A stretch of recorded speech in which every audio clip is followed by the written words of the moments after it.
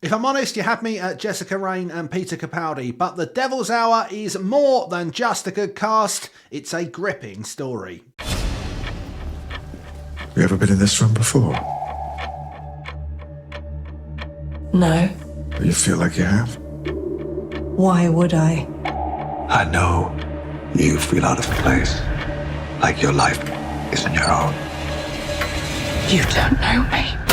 Hello and welcome to Screen OD, the channel for people who love TV, movies and streaming. My name's Tim, I'm an editor and a journalist who's been writing and talking about the media industry for more than 15 years. Today we are talking about The Devil's Hour, which is a thriller, it's a chiller, it's a psychological show that will have you on the edge of your seat. It's exec produced by Steven Moffat, who of course ran Doctor Who for many years and most recently was behind Inside Man starring David Tennant. Well, this time we've got a show that stars another ex-Doctor. This time it's Peter Capaldi who played the 12th. This is all of the evidence seized last Thursday night. We believe this is the man that murdered Harold Slade and Shane Fisher. You knew one of his victims. If there's a link, we'll find it. Tell me, what am I missing?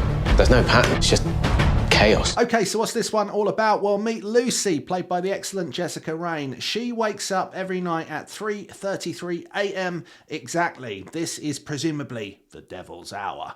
She is filled with terror and she is having nightmares / premonitions, and also these are mixed up with these curious interrogations with a man that we're not quite really sure what he's got to do with anything, but his name is Gideon and he is played by the equally excellent Peter Capaldi. You can prove it to yourself, Lucy. Think. Harold Slade, I know that name means something to me. Remember. That was shit before. Lucy has a son called Isaac. He's played by Benjamin Chivers, and things are getting pretty dark in his life as well. He's starting to sleepwalk. He's having visions of people, seeing people. There's a kind of sixth sensey kind of element to what's going on with Isaac, and that becomes something that develops as the show goes on. Also over here somewhere, we've got what starts off as a police investigation into a serial killer. This is led by two detectives played by Nikesh Patel and Alex Ferns. Now, as this goes on, it starts to become clear that there is connections between what's going on here, what's happening with Lucy. Are these premonitions that Lucy's having? Does she really know what's gone on? How does Gideon fit into the middle of this? And what is the relationship with all of this? And what's happening to Isaac? Therein is The Devil's Hour. This is a show that is going to have you thinking, have you guessing, and kind of it's going to take you on some journeys before you find out what exactly is happening. Why don't you start at the beginning? You seem to have a distorted relationship with time. My perception of time is better than anyone's. He's playing a game with us. So play back. Lucy, this guy's the serial killer. I need this to end. This show does what it's trying to do very, very well. It keeps you feeling tense. It doesn't let up.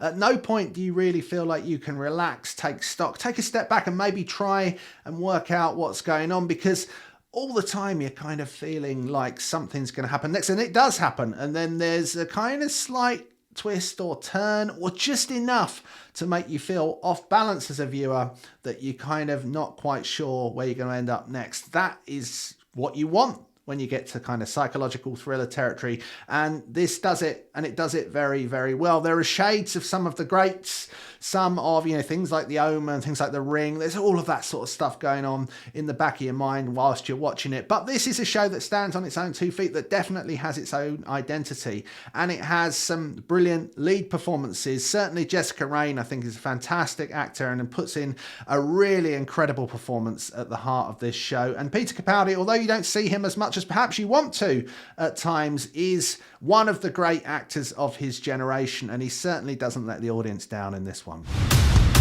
It's all connected. Your dreams, your memories, everything that happens, everything that doesn't, everything that will.